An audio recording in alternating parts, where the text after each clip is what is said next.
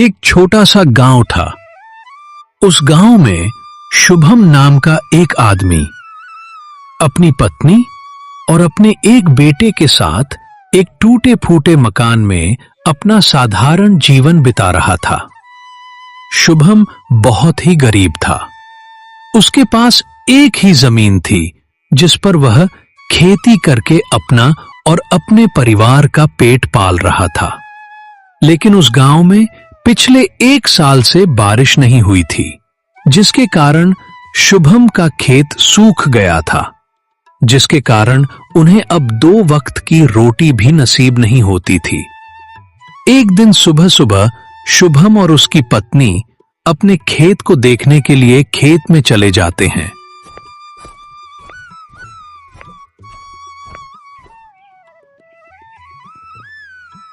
अरे भाग्यवान, देखो ना हमारे खेत की हालात। बारिश ना होने के कारण पूरा फसल सूखकर नष्ट हो गया। मुझे तो टेंशन हो रही है। हमारे बच्चे की उसे स्कूल भी भेजना है, लेकिन एडमिशन फीस के लिए 1 भी रुपए नहीं है। हाँ, आप ठीक कह रहे हो। इस बार तो हमारा फसल सूख कर खत्म हो गए। अब घर में 1 भी रुपए नहीं है। अब हमारा क्या होगा? हाँ, तुम ठीक कह रही हो। भगवान हमारे साथ ही ऐसा क्यों करते हैं पता नहीं। हमने किस जन्म में पाप किया था जो भगवान हमें उसकी सजा दे रहे हैं। हाँ, आप ठीक कह रहे हो। भगवान हमारे साथ ही ऐसा क्यों करते हैं पता नहीं। ना हमारे घर में अब कुछ खाने को है, ना कुछ पैसे हैं। अब हम क्या खाएंगे? बच्चों को क्या खिलाएंगे? वह दोनों दुखी होकर अपने खेत के बारे में चर्चा कर ही रहे होते हैं। तभी वहां से गांव के कुछ लोग गुजरते हैं। गांव के लोगों ने भी शुभम की परेशानी सुनी और कहे, शुभम, परेशानी तुम्हारे साथ ही नहीं, सबके साथ है। बारिश न होने के कारण सबका खेत सूख कर खत्म हो गया है। सबकी एक ही परेशानी है। लेकिन शुभम, तुम बिल्कुल भी चिंता मत करो। भगवान हमें जरूर कुछ ना कुछ रास्ता दिखाएंगे। तुम सिर्फ भगवान पर भरोसा रखो और हार मत मानो, और भगवान पर भरोसा रखो। सब कुछ ठीक कर देंगे भगवान। हाँ, मैं जानता हूं आप ठीक कह रहे हो। हमें भगवान पर भरोसा रखना चाहिए, लेकिन हमें कुछ ना कुछ तो जल्दी करना ही होगा। नहीं तो इस गांव में सब लोगों के घर में खाने के लाले पड़ जाएंगे और भूख के मारे इस गांव में लाशें बिखरे पड़ेंगे। हाँ शुभम, मैं जानता हूँ कि हमें कुछ ना कुछ तो करना ही होगा, लेकिन अब हम क्या कर सकते हैं? ये तो कुदरत का करिश्मा है, इसमें हम कुछ नहीं कर सकेंगे। अब भगवान ही जाने कब हमारे गांव में बारिश होगी। सिर्फ तुम भगवान पे भरोसा रखो, वो सब कुछ ठीक कर देंगे। यह कहकर गांव के लोग वहां से चले जाते हैं।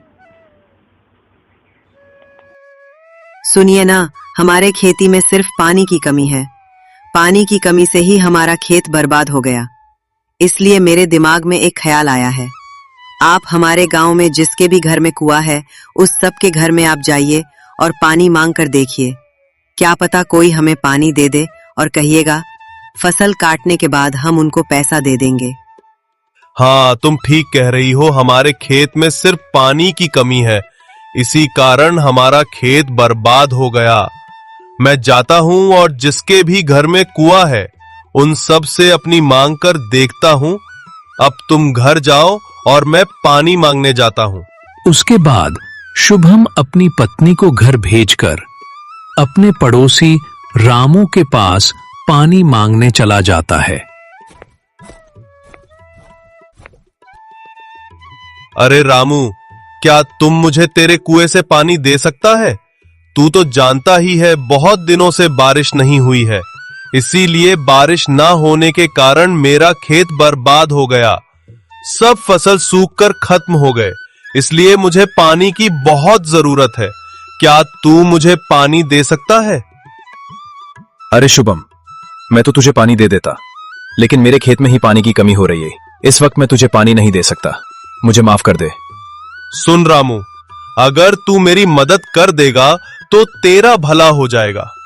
प्लीज मेरी मदद कर, मुझे इस वक्त पानी की बहुत जरूरत है। इसलिए बहुत दिनों से मेरा फसल अच्छा नहीं हो पा रहा।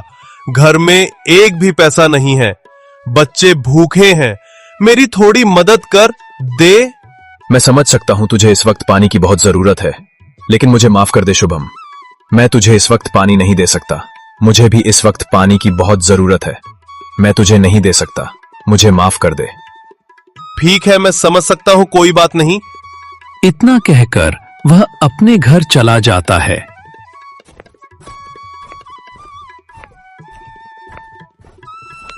क्या हुआ, आपको पानी मिल गया क्या? नहीं भाग्यवान, मुझे पानी नहीं मिला।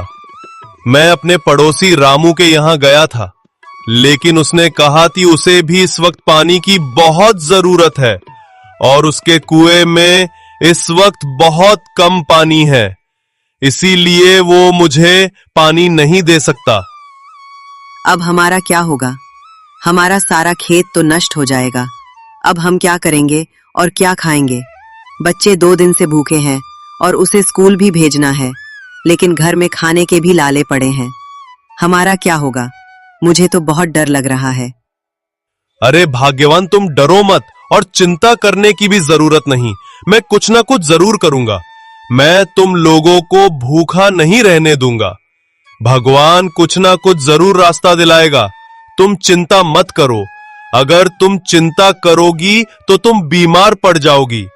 मैं जानती हूँ आप ठीक कह रहे हो, लेकिन ये कहने से कुछ नहीं होगा। कुछ ना कुछ तो करना ही होगा। मुझे तो अपने बच्चे की चिंता हो रही है। हाँ, तुम चिंता मत करो, मैं कुछ करता हूं। आज ही मैं जमींदार के पास जाऊंगा और उनसे मदद मांगूंगा। हाँ, ठीक कह रहे हैं। आप जाइए, जमींदार के पास जाइए और उनसे कुछ मदद मांगिए। क्या पता वही हमारे कुछ मदद कर दे। हाँ, मैं उनके पास ही जाता हूं और कुछ पैसे कर्ज में ले आता हूं। जैसे ही हमारा फसल ठीक हो जाएगा, तब हम उनका सारा पैसा लौटा देंगे। अब मैं चलता हूं।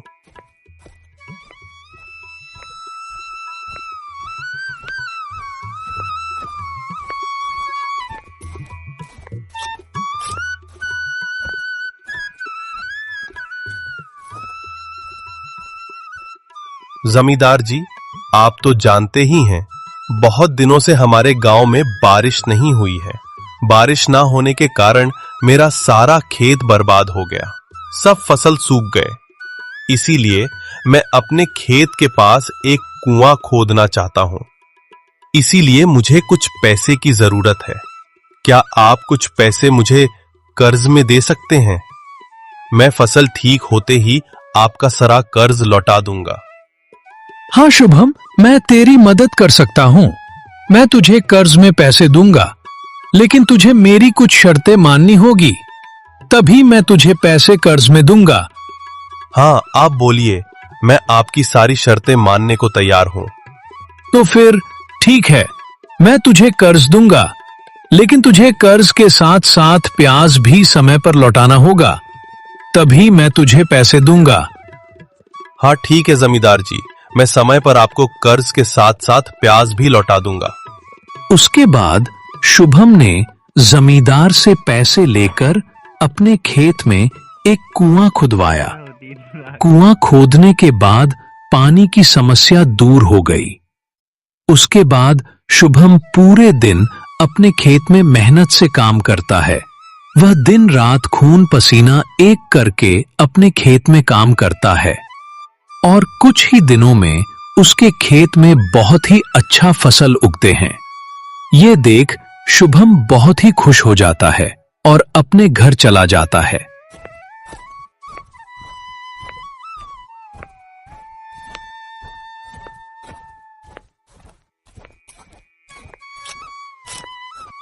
आप आज तो बहुत खुश लग रहे हो, क्या बात है?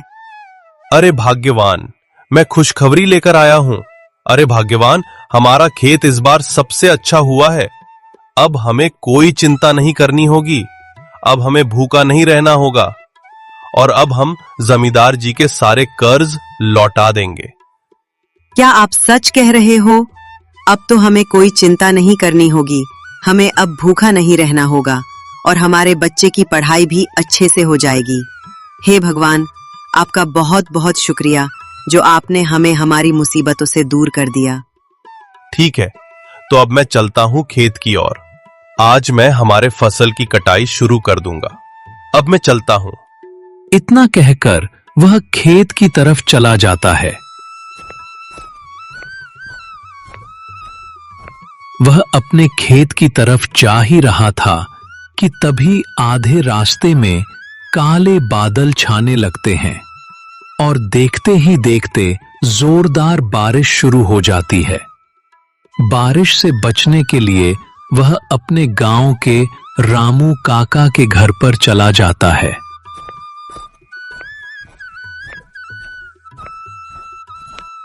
अरे काका, ये क्या हो गया है? अचानक से इतनी तेज बारिश हो गई। इस बारिश ने तो मेरे सारे फसल बर्बाद कर देंगे। हे भगवान, जब मैंने आपसे बारिश मांगी तब आपने नहीं दी, लेकिन अब हमें बारिश की कोई जरूरत नहीं थी, तब आपने बारिश दे दी।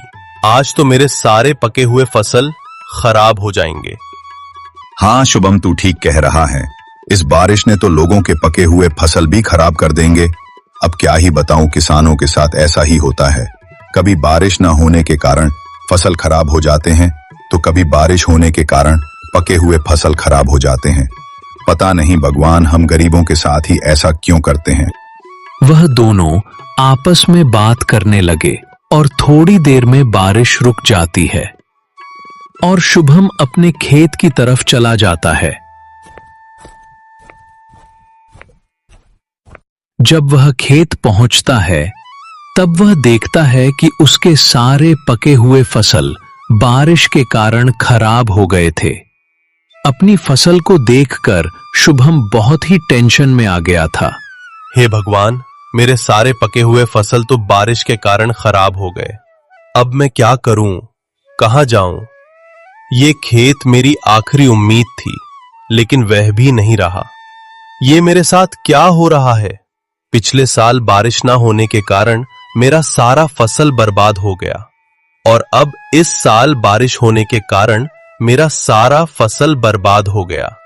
जब बारिश की जरूरत पड़ती है तब तो बारिश नहीं आती, जब जरूरत नहीं पड़ती तब आ जाती है। भगवान हमेशा गरीबों के साथ ही ऐसा क्यों करते हैं? ना अब घर में कुछ खाने को है, ना अब कुछ पैसे बचे हैं। हे भगवान, मुझे तो अब बहुत डर लगने लगा है। वह अपने आप से बात कर ही रहा होता है, तभी वहां पर जमींदार आता है और शुभम से कहता है, अरे शुभम, मैंने तुझे जितना समय दिया था अब उतना समय खत्म होने को आया है। अब तुझे मेरा सारा कर्ज वापस करना होगा। अरे जमींदार जी, अब मैं आपको कहां से पैसे दूंगा? मेरे पास तो कुछ नहीं बचा। आज बारिश के कारण मेरा सारा खेत बर्बाद हो गया। मैं आपको कहां से पैसा दूंगा? जमींदार जी, इस गरीब की कुछ सुन लो। आप तो देख ही रहे हो ना, मेरी खेत का हालत क्या हो चुका है इस बारिश के कारण। मुझे कुछ दिन का और वक्त दे दीजिए, मैं आपको आपका सारा पैसा लौटा दूंगा, प्यास के साथ। ठीक है, मैं तुझे कुछ दिन का वक्त और दे देता हूं। अगर तूने जल्दी मेरा पैसा नहीं लौटाया तो मैं तुझे जेल तो नहीं भेजूंगा, लेकिन मैं तेरा घर और जमीन सब कुछ जब्त कर लूंगा। ये बात याद रखना। इतना कहकर जमींदार वहां से चला जाता है। जमींदार की बात सुनकर शुभम बहुत ही डर जाता है और खुदकुशी करने की सोचता है। आप मेरे पास जान लेने के अलावा और कुछ नहीं बचा। मैं अपने पत्नी और अपने बच्चों को वो सुख नहीं दे पा रहा जो पिता अपने बेटे और पति अपनी पत्नी को देते हैं। ना मैं उनको 2 वक्त की रोटी खिला सकता, ना बच्चों को पढ़ा सकता। अब मुझे जीने का कोई हक नहीं है। अब मेरा आत ही उनके लिए अच्छा होगा। वो खुदकुशी करने के लिए तैयार हो ही रहा था कि तभी उसे अपनी पत्नी और अपने बच्चों का ख्याल आता है और वो सोचता है, नहीं नहीं, मैं अपनी जान नहीं ले सकता। अगर मैं मर गया तो मेरे बच्चे और मेरी पत्नी का क्या होगा?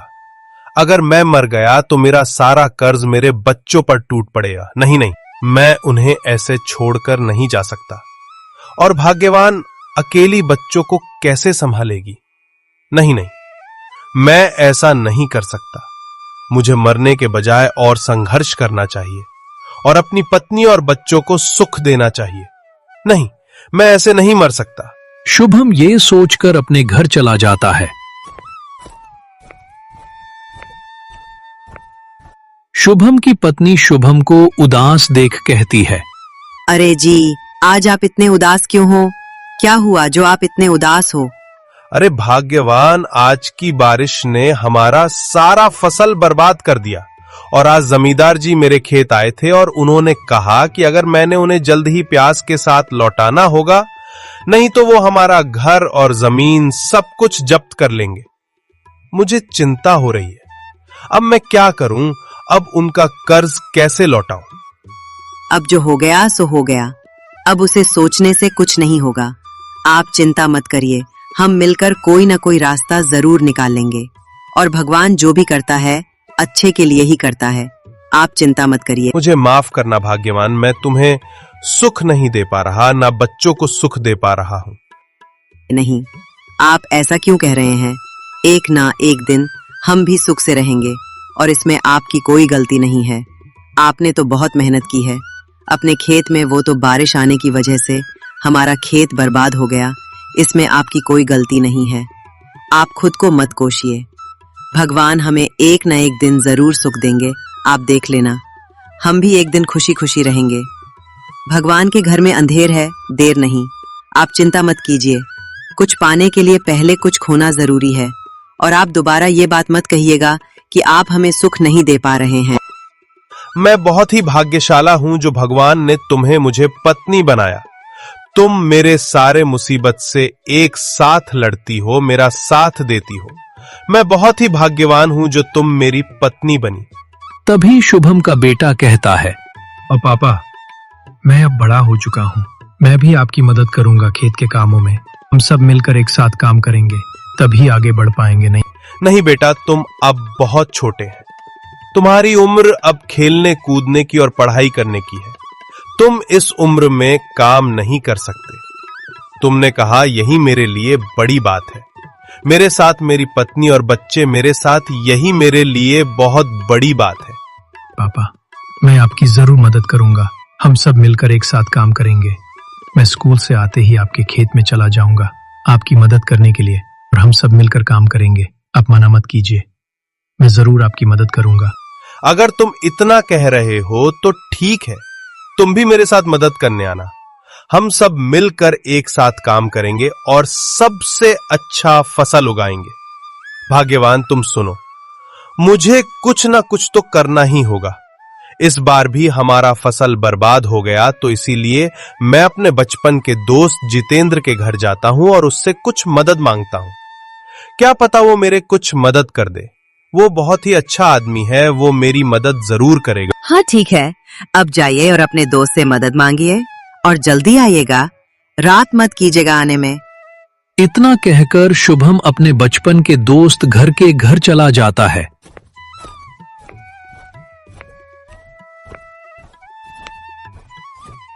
और कुछ देर चलने के बाद वो अपने बचपन के दोस्त के घर पहुंच जाता है।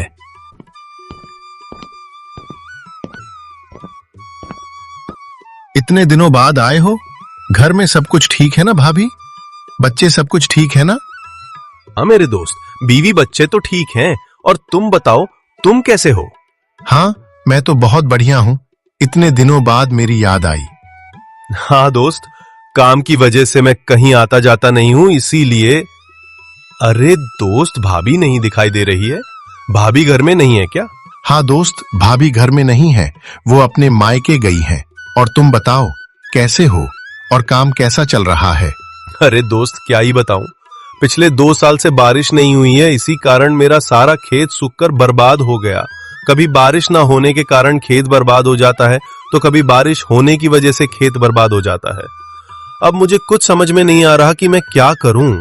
अरे दोस्त, इसमें टेंशन लेने की क्या बात है? हम तो किसान हैं और किसानों के साथ ऐसा होता ही रहता है। हाँ, मैं मानता हूं किसानों के साथ ये होता है, लेकिन लगातार पिछले 2 साल से मेरा खेत अच्छा नहीं हुआ। बच्चे घर में भूखे हैं। क्या तुम मेरी कुछ मदद कर सकते हो? अरे हाँ हाँ, क्यों नहीं मेरे दोस्त, मैं तुम्हारी जरूर मदद करूंगा। गांव में जो दक्षिण दिशा में मेरा जो जमीन है, वो तू ले ले और उस जमीन में खेती कर। उस जमीन में तेरा खेत बहुत अच्छा होगा और जो भी धान होगा वो सब कुछ तुम रख लेना। अरे नहीं नहीं भाई, मैं तुम्हारा एक जमीन नहीं ले सकता। एक जमीन की कीमत तो बहुत होता है। अगर मैं तुम्हारा एक जमीन ले लूंगा तो तुम क्या करोगे? अरे तुम उसकी चिंता मत करो, मेरे पास बहुत सारे जमीन है। तुम मेरा वो जमीन ले लो और उस जमीन पर खेती करो और अपने बीवी बच्चों का ख्याल रखो। बहुत शुक्रिया दोस्त, जो तुमने मेरी इतनी मदद की। मैं तुम्हारा यह एहसान कभी नहीं भूलूंगा। अरे इसमें कौन सी बड़ी बात है, तुम तो मेरे बड़े भाई की तरह हो। क्या मैं अपने बड़े भाई की मदद नहीं कर सकता? ठीक है, तो अब मैं चलता हूँ, रात होने को आई है। अरे दोस्त, इतने दिनों बाद आए हो, मैं तुम्हें ऐसे नहीं जाने दे सकता। आज तुम खाना खाकर जाओ। अरे नहीं नहीं दोस्त, माफ करना, मैं आज खाना नहीं खा सकता। मेरे बीवी बच्चे अकेले हैं। मैं किसी और दिन आऊंगा और पक्का तुम्हारे घर में खाना खा के जाऊंगा। ठीक है, लेकिन आना जरूर। इतना कहकर वो अपने घर चला जाता है। ए जी, आप आ गए? क्या आपके दोस्त ने कुछ मदद की? हाँ भगवान, मेरे दोस्त ने हमारे गांव में जो पश्चिम दिशा में जो जमीन है, वो जमीन मेरे दोस्त ने मुझे दे दिया। और कहा है कि उस जमीन में खेती करने को। ये तो बहुत अच्छी बात है। जो आपके दोस्त ने हमारी मदद की, अब हम कल से ही खेत का काम शुरू कर देंगे। हाँ भाग्यवान, तुम ठीक कह रही हो। हमें कल से ही खेत का काम शुरू कर देना होगा। अब जो हमारे पास 2 जमीन है, तो हमें पहले से ज्यादा मेहनत करनी होगी, तभी हमें अच्छा फल मिलेगा। आप ठीक कह रहे हो, हमें कल से और भी ज्यादा मेहनत करनी होगी, तभी हमें अच्छे फसल मिलेंगे। अब आप खाना खा लीजिए। अगले दिन सुबह शुभम पहले अपने खेत पर जाता है और दिन भर मेहनत करता है। वो सारा दिन खून पसीना एक कर देता है और शाम को अपने खेत का काम खत्म करके अपने घर लौट आता है।